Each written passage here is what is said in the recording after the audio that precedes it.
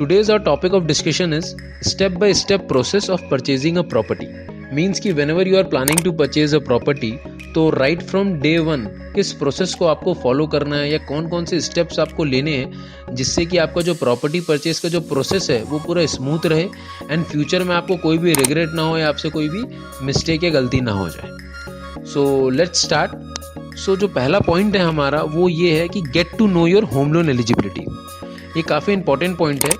Basically होता क्या है कि मोस्ट ऑफ द क्लाइंट जो है वो पहले से ही साइट विजिट्स कर लेते हैं और इवन वो प्रोजेक्ट्स भी शॉर्टलिस्ट कर लेते हैं, but when they go for the finalization then उनको पता चलता है कि उनकी जो होम लोन की एलिजिबिलिटी है वो कम है एंड वो ये प्रॉपर्टी नहीं ले सकते. So everything get wasted like their time efforts. तो ये सारी चीज़ें जो उन्होंने पहले से साइट विजिट्स किया है वो सारी चीज़ें वेस्ट हो जाती हैं.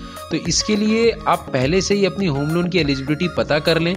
बेस्ट ये रहेगा कि you get a pre sanction from the bank या हाउसिंग फाइनेंस कंपनी, जिससे कि आपको पूरा एक्यूरेट आइडिया लग जाएगी कि आपको कितना होम लोन मिल रहा है. एंड वैसे भी ये जो प्री सेंक्शन की जो वैलिडिटी रहती है वो वेरी करती रहती है बैंक टू बैंक, लेकिन ये फ्रॉम 1 मंथ से लेकर 6 मंथ्स तक की वैलिडिटी रहती है. तो आप इजीली जो है एक प्री सेंक्शन ले लेंगे तो आपके लिए बहुत अच्छा रहेगा.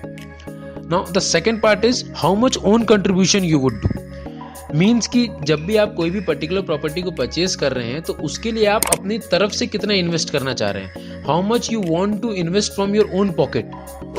तो यहाँ पर ये बात ध्यान रखें कि ओन कंट्रीब्यूशन का मतलब जो है वो डाउन पेमेंट से नहीं है. See basically down payment is just a part of your own contribution.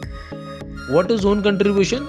Own contribution is equal to आपका डाउन पेमेंट जो कि फ्लैट कॉस्ट या एग्रीमेंट वैल्यू के अगेंस्ट में आप करते हैं, plus government taxes which includes like stamp duty, registration, GST, plus other charges या पोजीशन चार्जेस.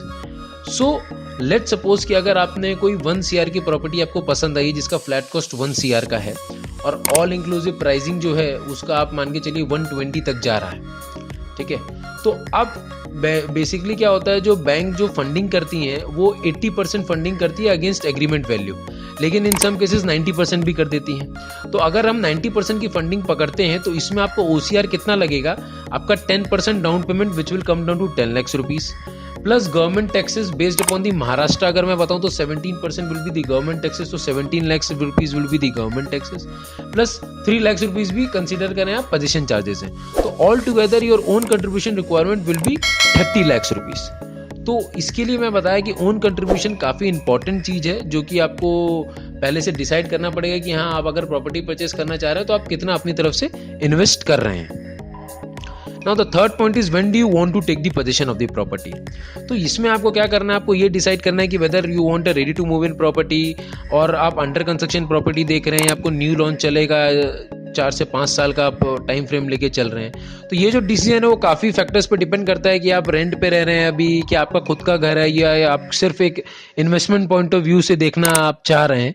तो ये सारी चीज़ों को आप कंसीडर करके एक टाइम फ्रेम, एक टेंटेटिव आप डिसाइड कर लें कि भाई मेरे को इतना तक पोजीशन चाहिए, तो आपके लिए काफ़ी हेल्पफुल रहेगा. Now the fourth point is search and shortlist of the projects online based upon your requirement like locations, position and pricing.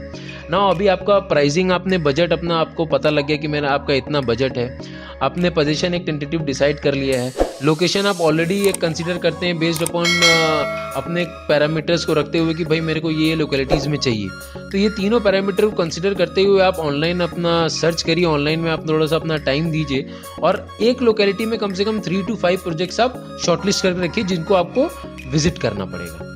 और मैक्सिमम ऑन एन एवरेज बताऊं तो यूजुअली या क्लाइंट जो है वो कम से कम 1 से 3 लोकेलिटी तो कंसीडर करता है when ever taking a property, और एक लोकेलिटी में आप 3 से 5 प्रोजेक्ट्स को शॉर्टलिस्ट करिए. Now 5th point is the site visit. No as per your convenience, क्योंकि आपने शॉर्टलिस्ट कर ली हैं प्रॉपर्टीज़, तब आप वो 3 जो भी शॉर्टलिस्ट किए हैं आपने वो सभी प्रॉपर्टीज़ का आप साइट विजिट करने के लिए जाइए. यहाँ पर ध्यान ये चीज़ का रखें कि अगर आपने 1 या 2 ही लोकेलिटी चूज़ की है और एक लोकेलिटी में आपने 3 प्रोजेक्ट चूज़ किए हुए हैं, तो पहले आप एक लोकेलिटी के तीनों प्रोजेक्ट्स को कंप्लीट करिए. ऐसा ना हो कि एक लोकेलिटी का आपने एक प्रोजेक्ट देखा, दूसरी लोकेलिटी का आपने एक प्रोजेक्ट देख लिया. नहीं, इससे आप पूरा कंफ्यूज हो जाएंगे. पहले आप एक लोकेलिटी देखिए और एक लोकेलिटी के जितने भी प्रोजेक्ट्स हैं उसको आप पूरा कवर अप करिए. तो आपको ये आइडिया आएगा कि हाँ भाई इस लोकेलिटी में मेरे को क्या रेट चल रहा है, क्या पोजीशन चल रहे हैं, क्या क्या एमिनिटीज चल रहे हैं. देन आपको पूरा क्लियर आइडिया आएगा.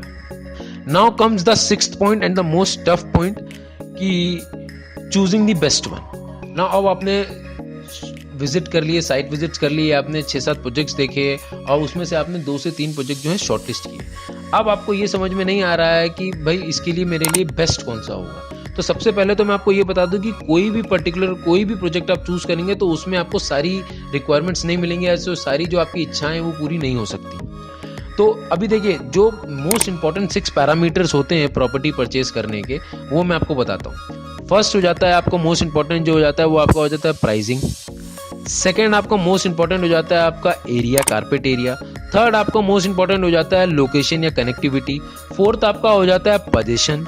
फिफ्थ आपका हो जाता है एमिनिटीज एंड सिक्स्थ हो जाता है आपका नियर बाई सराउंडिंग्स आपकी कैसी है। नाउ मैं अगर आपको बताऊं कि एक प्रोजेक्ट जो मेरे लिए काफ़ी अच्छा है वो प्रोजेक्ट आपके लिए बिल्कुल यूजलेस भी हो सकता है। देखिए, सबकी अपनी अपनी प्रायोरिटी होती है। मेरी प्रायोरिटी ये है कि भाई मेरे को कनेक्टिविटी काफ़ी अच्छी चाहिए, मतलब मैं मान के चलिए कि मेरी ये रिक्वायरमेंट है कि मेरे को हाईवे से नज़दीक चाहिए, कारपेट मेरे को छोटा चलेगा। लेकिन वहीं आपके केस में क्या है कि आपको हाईवे से उतनी कनेक्टिविटी का आपका कोई कंसर्न नहीं है, लेकिन आपको कारपेट बड़ा चाहिए, आपकी फैमिली बड़ी है, आपका कारपेट बड़ा होना ही चाहिए। तो सबकी अपनी अपनी प्रायोरिटी होती है। तो ये जो मैंने 6 पैरामीटर्स बनाए, इसको आप जॉट डाउन करिए कि आपके लिए सबसे इंपॉर्टेंट प्रायोरिटी क्या है और उसको आप असेंडिंग ऑर्डर्स में लिखिए।